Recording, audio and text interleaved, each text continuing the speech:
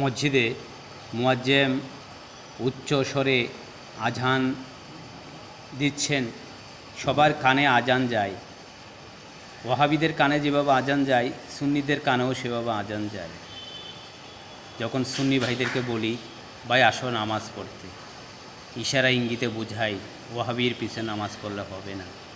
সে অজুহাতে দোকানে বা আশেপাশে আড্ডায় অতিবাহিত হয়ে যায় সময়।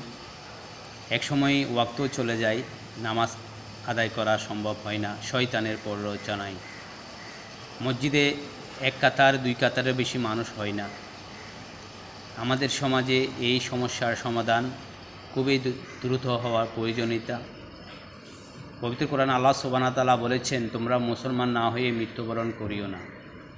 আল্লাহ বলেছেন মুসলমান হইতে, আর আমরা সুন্নি হয়েছি, কেউ বা হয়েছি ওয়াহাবি।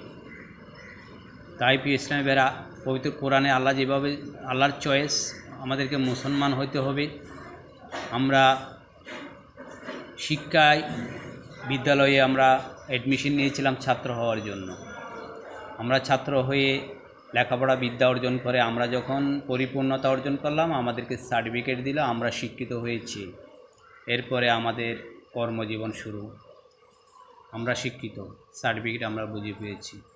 ঠিক সেম ইসলামেরও বিধিবিধান, নিয়ম কানুন, আল্লাহর আরকাম আহকাম, নামাজ থেকে শুরু করে নবীর আদর্শ সব কিছু আমরা আদায় মেনে চলে আমরা যখন কলমা পড়ে ঈমান নিয়ে যখন আমরা কবরে যেতে পারবো, তখন আমরা হব মুসলমান।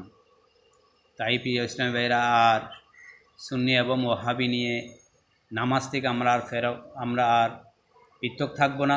আজান হওয়ার সাথে সাথে আমরা মসজিদে প্রবেশ করে নামাজ আদায় করে নেব ইনশাআল্লাহ।